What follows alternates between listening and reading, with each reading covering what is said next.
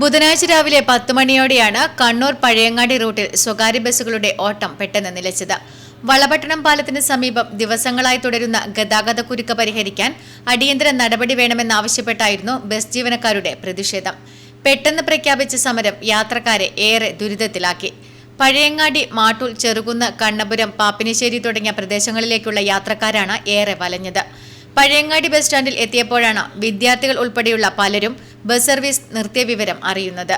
പരീക്ഷക്കാലമായതിനാൽ വിദ്യാർത്ഥികളുടെ ദുരിതം ഇരട്ടിയായി. സ്കൂളിലേക്ക് പോകാനും സാധിക്കാതെ തിരിച്ചു പോകാനും കഴിയാത്ത അവസ്ഥയിലായിരുന്നുവെന്ന് വിദ്യാർത്ഥികൾ പറയുന്നു.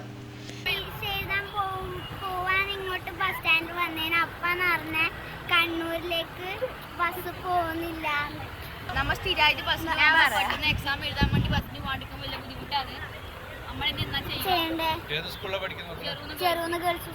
ബസ് ജീവനക്കാരുടെ ആവശ്യം ന്യായമാണെങ്കിലും യാത്രക്കാരെ അറിയിക്കാതെയുള്ള ഇത്തരം പെട്ടെന്നുള്ള സമരങ്ങൾ സാധാരണ ജനങ്ങളെ ഏറെ ബുദ്ധിമുട്ടിലാക്കുകയാണ്. വളപട്ടണം, പാപ്പിനിശ്ശേരി മേഖലയിലെ ഗതാഗതക്കുരുക്കിന് ശാശ്വത പരിഹാരം കാണുന്നതിനൊപ്പം യാത്രക്കാരെ ദുരിതത്തിലാക്കുന്ന ഇത്തരം സാഹചര്യങ്ങൾ ഒഴിവാക്കാൻ ബന്ധപ്പെട്ട അധികൃതർ അടിയന്തര നടപടി സ്വീകരിക്കണമെന്നാണ് യാത്രക്കാരുടെ ആവശ്യം. പരീക്ഷാ സമയമാണ്, അപ്പോൾ കുട്ടികൾക്കെല്ലാം എത്തിപ്പെടാം. പക്ഷേ ഇപ്പം കുട്ടികളോട് ചോദിച്ചാൽ പറഞ്ഞു രാവിലെ പരീക്ഷ കഴിഞ്ഞു, അതൊരു സമാധാനമാണ്.